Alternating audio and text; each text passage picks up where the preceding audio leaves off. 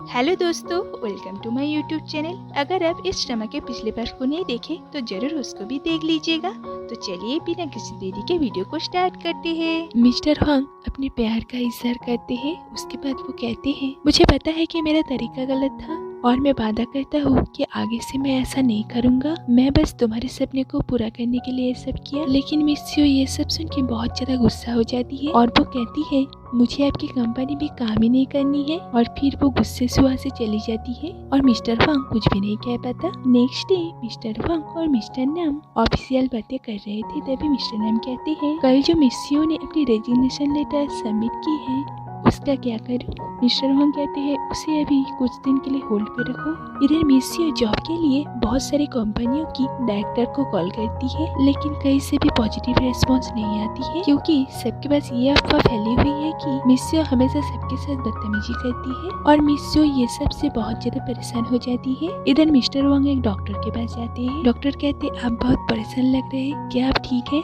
Mister वांग कहते हैं, मुझे रात में नींद नहीं आता। डॉक्टर कहते हैं, मेरी माने तो आप अपने वाइफ को अपने पिछले जन्मों के बारे में सब कुछ कह दीजिए और धीरे धीरे वो ये सब कुछ मान लेगी और आप दोनों के बीच की मिसअंडरस्टैंडिंग दूर हो जाएगी। उसके बाद हमें एक फ्लैशबैक दिखाई जाती है। मिस्टर वांग भी बचपन में मिस यू के जैसे पानी में गिर गए थे और तभी से उन्हें अपने पिछले 3 जन्मों के बारे में सब कुछ याद आ जाता है। अब तक मिस यू के पिछले जन्मों में जो लड़का उनके साथ था वो और कोई नहीं मिस्टर वांग ही है, जो कि मिस यू के पिछले 3 जन्मों के हस्बैंड थे। फ्लैशबैक से बाहर मिस्टर वांग कहते हैं, जिस इंसान को अपने पिछले जन्मों की सब कुछ याद आ जाता है वही इसका दर्द समझ सकता है। और मैं बिल्कुल भी नहीं चाहता कि मिस यू को कुछ याद आए और वो भी मेरी तरह इस तकलीफ से गुजरे। इधर मिस यू अपनी 2 दोस्त के साथ मिलने के लिए जाती है, जिस कंपनी से उसे फायर कर दिया गया था। ये तीनों वहाँ पे एक साथ काम करते थे। तो वो लोग कहते हैं उन्हें बहुत खुशी है, मिस यू को फिर से जॉब मिल गई है। लेकिन मिस यू कहती है, मैंने वो जॉब छोड़ दी। और ये सुन के वो दोनों तो बिल्कुल शॉक हो जाते हैं। उसके बाद वो लोग मिस यू के उदास फेस देख के उन्हें बहुत अच्छी अच्छी बात कहने लगती है और कहते हैं, बहुत अच्छा होता अगर हम तीनों अलग से काम करते, हमारा एक अलग कंपनी होता, लेकिन उसके लिए हमें बहुत पैसों की जरूरत है जो फिलहाल हम किसी के पास भी नहीं है। मिस यू को ये प्लान अच्छा लगता है तो वो अगले दिन मिस्टर वांग के पास पहुंच जाती है और कहती है, मैंने बहुत सोचा और मुझे लगता है कि मैं किसी की वजह से अपना करियर नहीं खराब कर सकती, इसलिए आपने मेरे साथ जो की उसके लिए मुझे कॉम्पनसेट चाहिए। मिस्टर वांग कहते हैं, क्या चाहिए तुम्हें? मिस यू कहती है, यहाँ पे फिर से नौकरी। मैं अगले 3 सालों में आपकी कंपनी को टॉप पे पहुंचाने का पूरा कोशिश करूंगी, लेकिन अगर ऐसा हो गया तो आपको इस प्लेटफॉर्म को अपनी कंपनी से अलग करना पड़ेगा। मिस्टर वांग कहते हैं, मैं समझ गया तुम क्या कहना चाहते हो, तुम जो कह रहे हो वही होगा।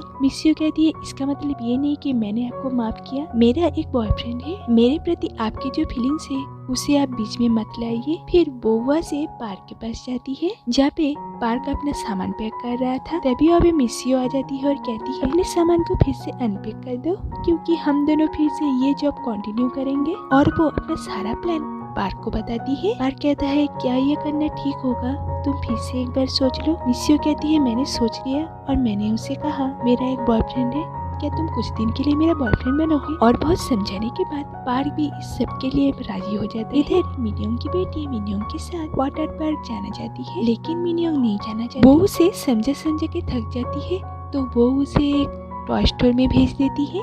तभी पास के कैफे में उसकी नजर जाती है जहाँ पे जीना अपनी एक शर्ट पैंट के साथ बैठी हुई थी और जीना रो रही थी। तो वो सोचती है शायद इन दोनों का फिर से पैचअप हो गया। फिर जीना के हस्बैंड जीना को अपने घर लेके जाते हैं और ये सभी बातें मिनियोंग अपने बाकी 2 दोस्तों को आके बताती है। तो ये तीनों मिलकर सोचने लगता है कि क्या हो सकता है और सभी अपने अपने राय देते हैं। जैसे योंगयून कहती है, वो दोनों इतने साल एक साथ रहते थे, क्या अलग हो जाना इतना आसान है? और मिनियोंग कहती है, जीना के साथ उसकी सास ससुर की रिलेशन बिल्कुल भी अच्छी नहीं थी और इतना कुछ हो जाने के बाद भी जीना फिर से उस गड्ढे में गिरने के लिए जा रही है। मिस यू कहती है, ये सब छोड़ो, हम डायरेक्ट जीना को ही कॉल करते हैं। तभी योंगयून नोटिस करती है मिस यू के घर की एक बल्ब नहीं जल रही है। तो मिस यू बल्ब चेंज करती है, लेकिन फिर भी वो नहीं जलता। तो वो दोनों कहते हैं, कल तुम पार्क को बुला लेना ये ठीक करने के लिए। नेक्स्ट डे पार्क कॉफी बना रहा था, तभी वहाँ पे मिस्टर वांग आते हैं और कहते हैं मुझे लगा कि तुम यहाँ से चले जाओगे। पार्क कहता है मिस यू काम नहीं छोड़ी इसलिए मैं भी यहाँ पे रह गया। तो पार्क जो कॉफी बनाया था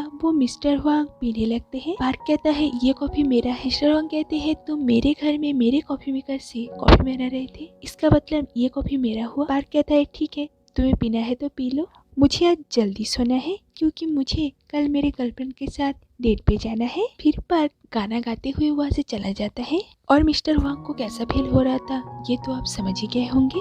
इधर जीना अपने बाकी 3 दोस्तों को एक वीडियो दिखाती है और वो कहती है वो ये रोने का ड्रामा बस अपने हस्बैंड के कैट की कस्टडी पाने के लिए कर रही थी और जो उसे मिल भी गई। नेक्स्ट डे ऑफिस में मिस्यो मिस्टर वांग को कहती है मैं वेबटून के लिए प्रोड्यूसर हायर करना चाहती हूँ, वो भी मेरे पिछले कंपनी से। तो मिस्टर वांग इसके लिए अप्रूवल दे देते हैं। उसके बाद कहते हैं क्या आज तुम्हारे पास टाइम है क्योंकि मुझे तुमसे माफी मांगना है। मिस्यो कहती है आपके लिए मेरे पास 1 सेकंड भी नहीं है इसलिए आपको मुझसे माफी मांगने की कोई भी जरूरत नहीं। फिर कहती है मुझे लगता है आपको मुझसे माफी मांग लेना चाहिए क्योंकि हमें 3 साल एक साथ काम करना है। तो वो उसे एक रेस्टोरेंट का नाम बताती है और कहती है मैं आपसे वहाँ पे 7 बजे मिलूंगी। इधर मिस्योन और हान खाना खा रहे थे, तभी मिस्योन कहती है मिस्टर वांग की मम्मी को मैंने तुम्हारा मैरिज का प्रपोजल दिया तो तुम अभी जॉब छोड़ दो। हान कहती है लेकिन मैं तो दूसरे टीम में ट्रांसफर लेने की सोच रही थी, हमारी कंपनी में एक वेबटून डिपार्टमेंट खुला है और मुझे काफी टाइम से उसमें इंटरेस्ट है। तो मिस्योन इसके लिए राजी हो जाती है। इधर पार्क मिस्यो को एक आर्ट रूम में लेके जाती है जहाँ पे वो उसे कहता है कि वो उसकी एक पिक्चर बनाना चाहता है। जब मिस्यो सामने के एक चेयर पे जाके बैठ जाती है उसी दौरान पार्क मिस्यो के बहुत करीब आ जाता है। दोनों कुछ टाइम ऐसे ही रहते हैं। उसके बाद दोनों में बहुत हंसी मजाक होता है। मिस्यो की पोएट्री बनाने के बाद वहाँ के वर्कर से वो उस आर्ट को अच्छे से पैकिंग करवाता है। उसके बाद पार्क वहाँ से चला जाता है लेकिन मिस्यो उस आर्ट को लेने के लिए वहीं पे खड़ी होती है। वो वर्कर बहुत टाइम से मिस्यो को देख के स्माइल कर रहा था। मिस्यो कहती है क्या बात है, क्या कुछ हुआ है। वो आदमी मिस्यो को एक मिरर देता है और मिस्यो जब उसमें अपना फेस देखती है वो बिल्कुल शॉक हो जाती है क्योंकि उसके फेस में बहुत सारा ब्लैक कलर लगा हुआ था और ये तब हुआ था जब पार्क उसके करीब आया था और मिस्यो इतना गुस्सा हो जाती है पार्क को पकड़ने के लिए वहाँ से दौड़ती है। उसके बाद मिस्टर वांग मिस्यो के बताए हुए रेस्टोरेंट में टाइम से पहुँच जाते हैं लेकिन रेस्टोरेंट वाली उनसे अच्छे से पेश नहीं आती और उनको थोड़ा बहुत इंसल्ट भी कर देते हैं। लेकिन जब मिस्टर वांग उनको एक बिग अमाउंट का चेक पकड़ाता है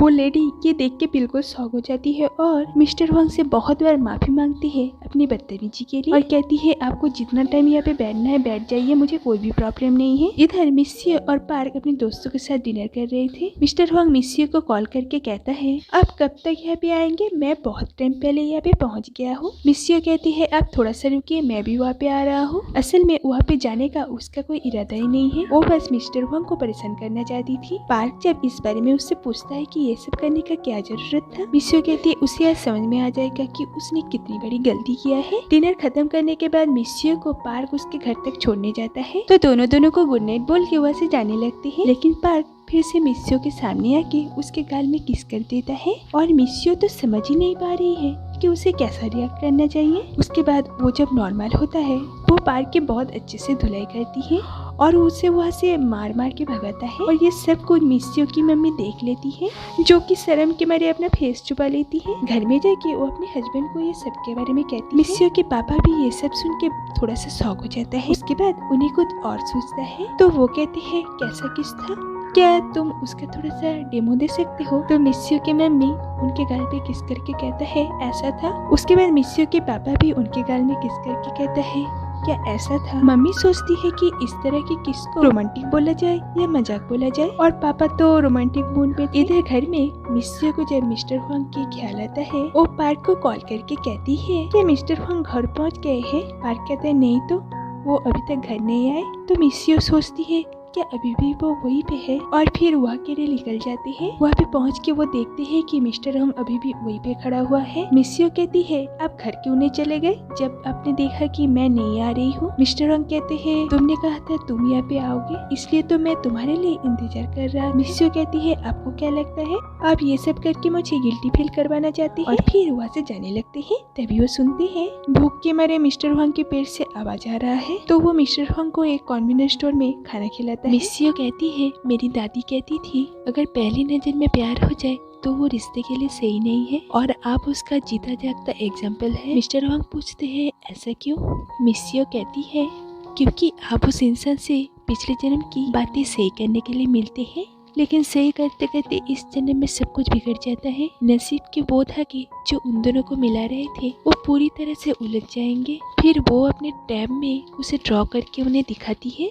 उसके बाद मिस्टर वांग को टैब को लेके कुछ इस तरह से वो धागे को जोड़ देते हैं और मिस्सियो ये देख के कुछ भी नहीं कह पाती। नेक्स्ट कंपनी में मिस्सियो अपनी बाकी टीम मेंबर से मिलती है जहाँ पे उसके वो दो दोस्त भी थे और हान भी उनके टीम में आ गई थी। मिस्सियो सबको अपने आप को इंट्रोड्यूस करने के लिए कहती है। उसी दौरान सभी लोग एक दूसरे से झगड़ा करने लगते हैं। इधर मिस्सियो के पेरेंट्स जॉगिंग कर रहे थे, तभी बात कहते कहते मिस्सियो के पापा पार्क को अपना होने वाला दामाद कह देता है। मम्मी कहती है तुमने अभी क्या कहा? पापा कहते हैं तुम एक बार सोच के देखो, पार्क एक बहुत अच्छा लड़का है, वो बिल्कुल एक हस्बैंड मटेरियल है, वो हमारी बेटी को खुश रखेगा। मम्मी कहती है लेकिन हम लोग तो उसे अपने बेटे की तरह ही बड़ा किया है। पापा कहते हैं दामाद भी तो बेटा जैसा ही होता है। मम्मी कहती है तुम बात तो सही कह रहे हो। तो इस वीकेंड उसे घर बुलाते हैं और इस बारे में उससे बात करते हैं। इधर मिस्सियो और उसके बाकी दो दोस्त बात कर रहे थे, तभी उनको ख्याल आता है कहीं उनके बाकी टीम मेंबर अभी भी लड़ तो नहीं रहे हैं, इसलिए वो लोग भाग के आते हैं। लेकिन देखते हैं मिस्टर वांग सिचुएशन को संभाल लिया है और सभी मेंबर बहुत ज्यादा खुश हैं। मिस्टर वांग सभी को डिनर के लिए इनवाइट भी कर देता है। रात में सभी लोग डिनर करने के लिए जाते हैं जहाँ पे सभी मिलकर ड्रिंक करते हैं, लेकिन मिस्सियो नोटिस करती है कि मिस्टर वांग ड्रिंक नहीं कर रहे हैं, इसलिए वो उन्हें फोर्स करती है ड्रिंक करने के लिए और एक के बाद एक ड्रिंक करवाता है। मिस्टर वांग बहुत ज्यादा ड्रंक हो जाते हैं। सभी के जाने के बाद मिस्सियो वहाँ पे आके देखती है मिस्टर वांग वहीं पे सो गया है। तो वो मिस्टर वांग को उठाने का कोशिश करता है, लेकिन मिस्टर वांग तो नहीं उठते। तभी वो पार्क को कॉल करता है ताकि वो यहाँ पे आके मिस्टर वांग को लेकिन पार्क कहता है तुम एक गाड़ी से उन्हें यहाँ पे भेज दो, मैं यहाँ पे हूँ। उसी दौरान मिस्टर वांग वहाँ से उठ के चले जाते हैं और काउंटर पे जाके उन सभी का बिल पते दे के पे करता है।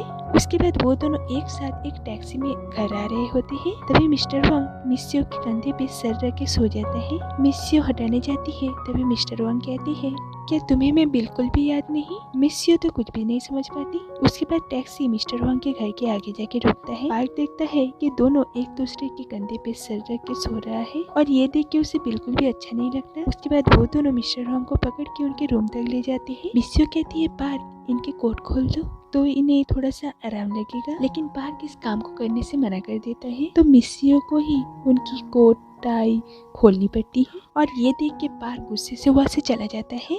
उसके बाद वो नोटिस करती है मिस्टर वांग के पॉकेट में पैसों के बदले बहुत सारे पत्ते हैं। तो ये बात मिस्सियो पार्क को बताने के लिए बाहर आती है, लेकिन पार्क तो बहुत ज्यादा गुस्से में था। पार्क कहता है तुमने मुझे तुम्हारे टीम डिनर के बारे में पहले क्यों नहीं बताया? मिस्सियो कहती है बताया तो था। पार्क कहता है मिस्टर वांग आएंगे ये नहीं बताया था, कल तो मिस्टर वांग से मिलने गई थी ये भी नहीं बताया। चलो यहाँ से चले जाते हैं, मुझे बड़ी बड़ी कंपनियों से ऑफर आ रहे हैं, चलो हम दोनों वहीं पे काम करते हैं। मिस्सियो कहती है मुझे कहीं पे नहीं जाना है, मुझे यहीं पे रहना है। पार्क कहता है तुम बहुत बदल गए हो, तुम मिस्टर वांग की टाई खोल दिए ताकि उनको अनकंफर्टेबल फील ना हो। तुम उसे घर लेके आई, तुम उसके बारे में बात करते हुए मुस्कुरा रहे, जिसे तुम नफरत करते हो उसके लिए ये सब क्यों कर रहे हो? मिस्सियो कहती है मैं ये सब बात तुम्हें क्यों कहूँ, बहुत रात हो गई है मैं जा रही हूँ। पार्क कहता है मैं छोड़ देता हूँ। ये बोल के वो आगे चला जाता है। मिस्सियो कहती है पार्क चलो कुछ देर बात करते हैं। उसके बाद वो दोनों एक पार्क में बैठ के बात करते हैं। मिस्सियो कहती है मुझे माफ करना क्योंकि मैंने तुम्हें मेरी फेक बॉयफ्रेंड बनने के लिए कही थी और उस सब की वजह से मैंने अपना भाई खो दिया। इधर मिस्टर वांग नींद से जाग जाती है और वो मिस्सियो को ढूंढने के लिए बाहर आती है। इधर पार्क मिस्सियो को कहता है